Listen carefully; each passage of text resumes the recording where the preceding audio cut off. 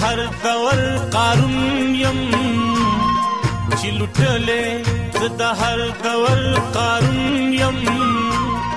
زما لویه ګناه دا ده چې پښتون یم زما لویه ګناه دا ده چې پښتون یم بدنام کړی چې د هر جبر قانون یم